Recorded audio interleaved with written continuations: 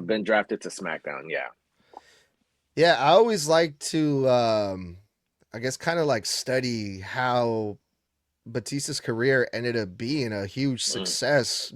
hmm But we've seen other guys that have like the similar features as Batista that didn't really get the shine that Batista did or get like the level of success that Batista did. Like, hmm you know, big freak athletes like, you know, Chris Masters Yeah. or um, I I wrote some of these other guys down. Nathan Jones, you remember Nathan Yeah. I Jones, remember Nathan Jones. Yeah.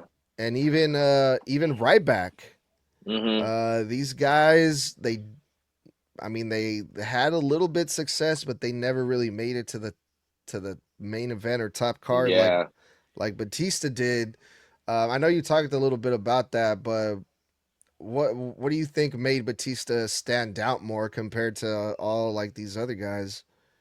I mean, Batista has charisma. If you really look at him, the way he presents himself, I mean, he wasn't a bad promo. I mean, there's just um he has more charisma than those other wrestlers. When he's out there, it's just his mannerisms, the way he acts, the way he just doesn't look like he's a robot. He's very charismatic. You know, for a big guy, I think that goes very, and he was actually really good in the ring.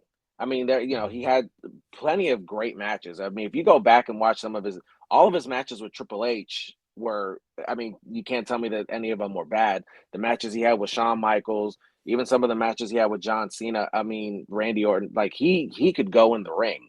And then Mhm. I just think people just gravitated towards him because people hated Triple H so bad around this time that when Evolution was growing apart, people looked at Batista and they're like, okay, well, when is this one? When are they going to turn on Batista? Because it was like right around that time. It's just Batista just carries himself differently, and he's more charismatic. He has more personality than those other wrestlers too. Ryback was good when he first started, but he just didn't have the personality to stick around. Nathan Jones was just drywall. Like he had no personality at what as well.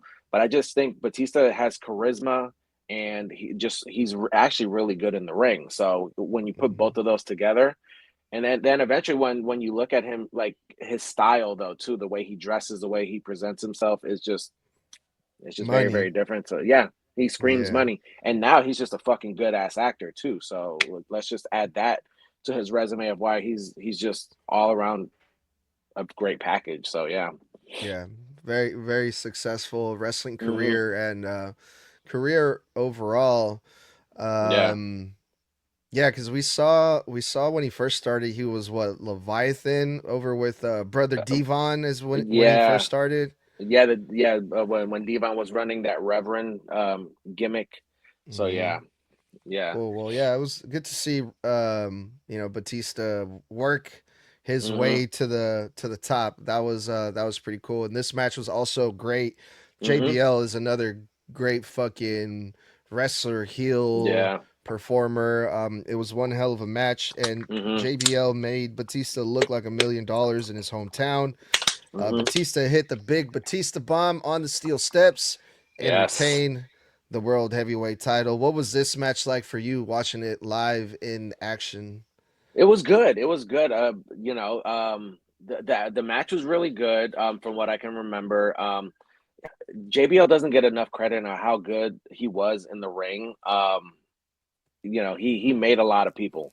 And he made Batista and the because JBL's a big dude too. So for him to make Batista look like a big monster when JBL I feel like is a little bigger than Batista, it was just good to see. And then when you hear the power bomb on the steps, that was just fucking awesome. So to hear that and Batista just winning again, it was cool to see. So yeah, it was fun. Nice. The main event, Legend hmm versus Icon, Shawn Michaels versus Hulk Hogan. hmm Shawn Michaels begged Hulk Hogan for one more match. Team up with hmm me. And just it's a dream to team up with